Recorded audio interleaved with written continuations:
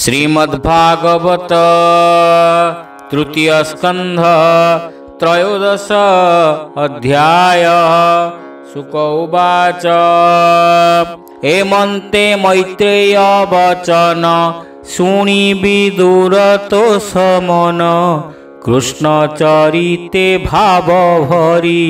पुणी पुच्छई पाद धरी। विदुर उवाच से स्वयंभुव ब्रह्मासुत संसार प्रिय प्रिय व्रत प्रत्यक्षे ब्रह्मार शरीर से स्वयंभुव रूपवर जे सतरूपा पत्नी तार स्वभावे ब्रह्मार शरीर निर्मित नर नारी रूपे विष्णु आदेशे महाकल्पे मैथुन भावे से रहिले केमंते सृष्टि भी आइले से राज ऋषिर चरित कही संतोष कर चित्त हे कृष्ण कथा पुण्य जस श्रवणे चित्त कला आस हेमंते विदुरर वाणी मैत्रेय बोले ताहा शुणी। मैत्रेय उवाच शुण विदुर एक चित्ते तू जहा पचारिलु मते ब्रह्मार शरीरु संभव पत्नीर तुले स्वयंभुव कर अंजलि सिरे देई बोलई ब्रह्मा मुख चाही तू सर्वजंतुंकर पिता जन्म संपद वृत्तिदाता आंभे तोहर भृत्यपणे जेमंते खटू तो चरणे से आज्ञा दिय वेदवर तोर चरणे नमस्कार जे कर्म साधी अतिरेके सुजस इह परलोके लभंती प्राणी आत्मसुखे से आज्ञा करता तमुखे हेमंते पुत्रर वचने ब्रह्मा कहिले तो समने। ब्रह्मा उवाच शुण कुमार साधु धीर तुए संसारे नृपवर निर्मल हृदय तु पचारु जेन्हे संवाद शिष्य गुरु तोठारे होइली प्रसन्न तोहर हेउ जे कल्याण पितार आज्ञा सिरे धरी सादरे सर्व दूर करी एहांक संगे तुही रम संतति कर आत्मसम पृथ्वी पालन तु कर यज्ञे संतोष चक्रधर प्रजा पालने कर आशा तेणे मोहोई शुश्रूषा जे यज्ञ रूप जनार्दन तो प्रति होइबे प्रसन्न से यज्ञ अन्ते जनार्दन जहाँ कुनुहंति प्रसन्न विफल श्रम हि ताहार जेणु आत्मारे अनादर हेमंते पितार वचने शुणी स्वयंभुव तो समने आनंदे सिरे कर देई बोलई ब्रह्मा मुख चाही मनुवाच भोनाथ तोहर आदेशे सृष्टि मु करीबी विश्वासे मु सृष्टि सरजीवी काहीं ए जले धरणी त नाही तार उद्धारे यत्न कर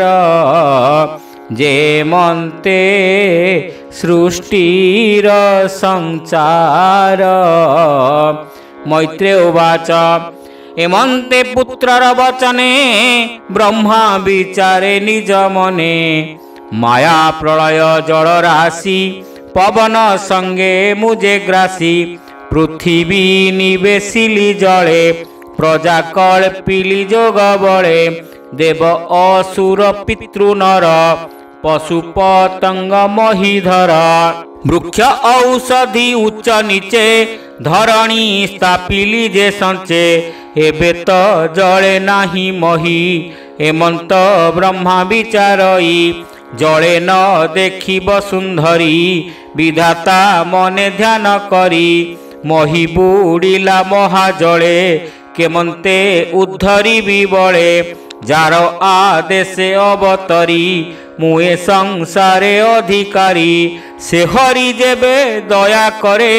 धरणी आपणे उद्धरे नोहिले मोर शक्य नाही एमंते विष्णु पाद ध्यायी ब्रह्मा रहिले स्तंभीभूते शुण विदुर एक चित्ते तक्षणे प्रभु नर हरि बालसुकर रूप धरी अंगुष्ठ प्रमाण शरीरे जन्मिले ब्रह्मानाशा द्वारे पुणी क्षणके गज प्राय अद्भुते बढ़े तारकाए मरीचि आदि मुनि जेते सनत कुमार सहिते अद्भुत वराह शरीर क्षण क्षण के अगोचर ऋषिंकी चाही वेदवर कहंती देखी ता शरीर अंगुष्ठ मात्रे जात होई पर्वत समाने बढ़ई शुण सकल मुनि जने ए रूपे खेद मोर मने एमंते पुत्र गण घेनी विचार करे पद्मजोनी ए बावनादि भगवान ए रूपे बोधे मोर मन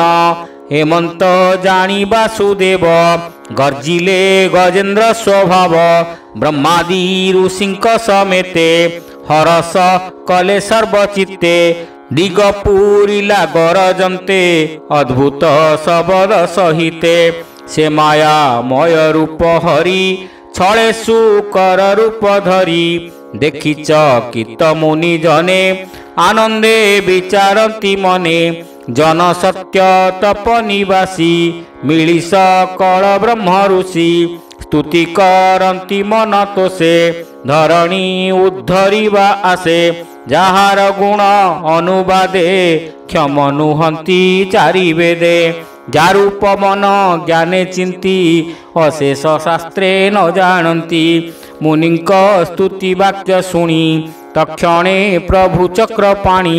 देवंक हित हर्थे हरि पुणी सुकर नाद करी गजेन्द्र लीला करी हेले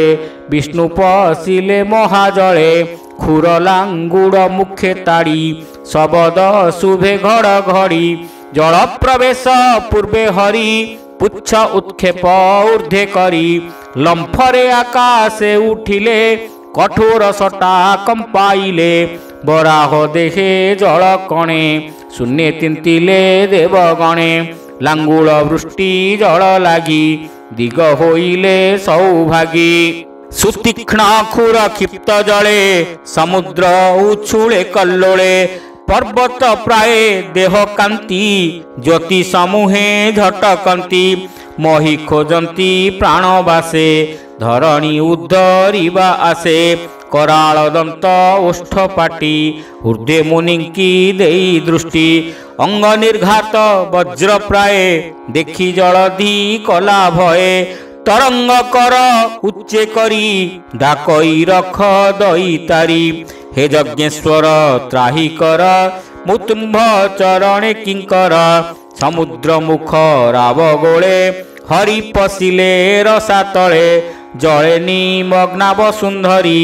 तक्षणे दंताग्रे उद्धरी जळु आसन्ते ऊर्ध्व मुखे असुर मिलिला सम्मुखे आदि असुर जे प्रत्यक्ष नाम ताहार हिरणाक्ष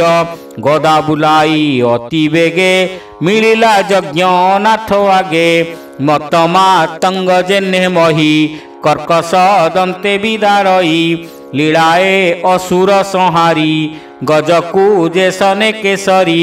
ता देह दश नेबिदारी धरणी घेनी विजे करी तमाल नील वर्ण देही शुभ्र तीक्षीण दंत दुई दशन अग्रे मही रहे चंद्रे कलंक जेन्हे सोहे हेमंत रूप देखी बेगे ब्रह्मा मिलिले विष्णु आगे संगते मुनिगण घेनी स्तुति करई पद्मजोनी ऋषिगण उवाच हे यज्ञ रूपी जनार्दन तोर विहार त्रिभुवन जय तू जय भगवान तू वेद मय विद्यमान यज्ञ मूर्ति निज पिंडे जे यज्ञ धर्म कर्म कांडे तोर शरीर रोम कूपे समुद्र लुचिला स्वरूपे हरि हरि बोला। नमो गोविंद महीधर अशेष महिमा सागर हे काल रूपी तो चरणे निर्भये पशिलु शरणे यज्ञादि आत्मा तो शरीर दुष्कृत जने अगोचर तो देह चर्मे वेद बसे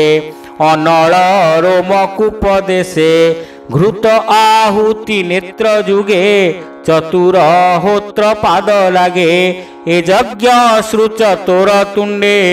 श्रुव निर्मित नासा खंडे इडा उदर अनुबंधे चमस रहे कर्ण रंधे प्रासित वसे तोर आश्वे ग्रहे बसंती तोर ग्रासे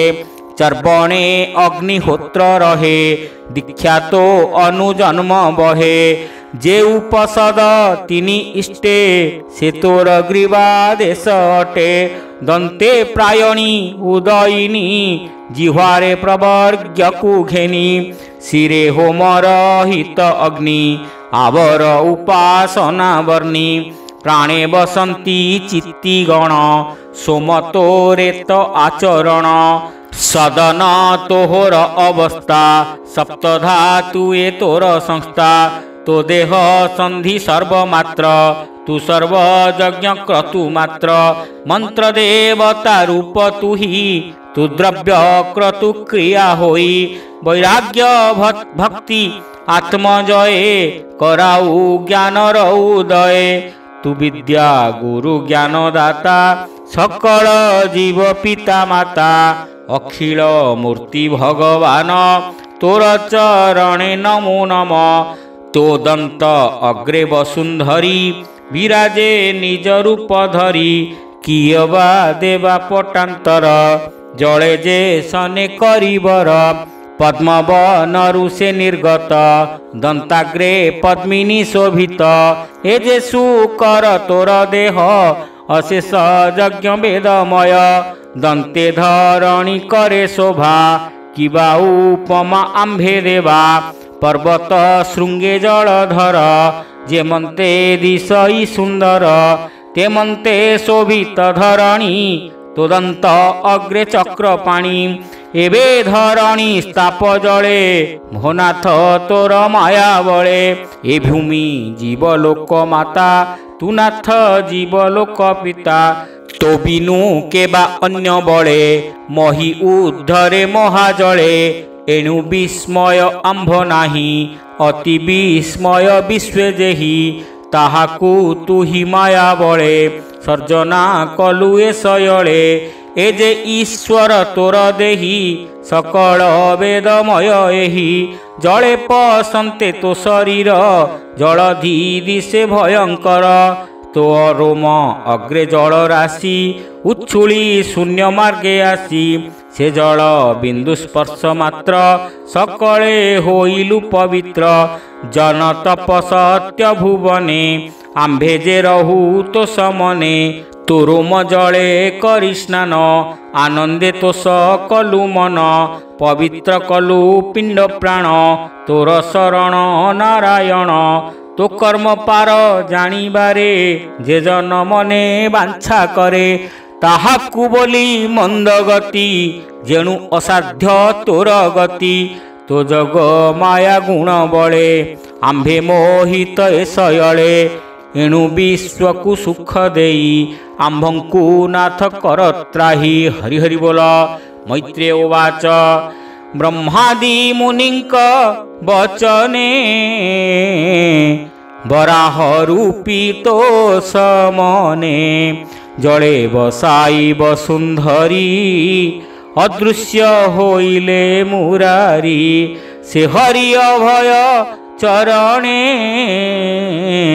विदुर पसतु शरणे ए मनोहर कृष्ण कथा जे बाहंती श्रोता वक्ता तार हृदय भगवान तक्षणे हुअन्ति प्रसन्न से हरि अद्भुत चरित शुणी विदुर तो सचित शुण सुजने तो सचिते संसारु तरिब जे मन्ते जार प्रसन्ने माया घोर नलिनी दले जेन्हे नीर न लागे नीरते सिंचन्ते विष्णु प्रसंग अनुमते कर्णे पसन्ते हरिवाणी सुधा समुद्र परिमाणी आनंदे कर सुधा पान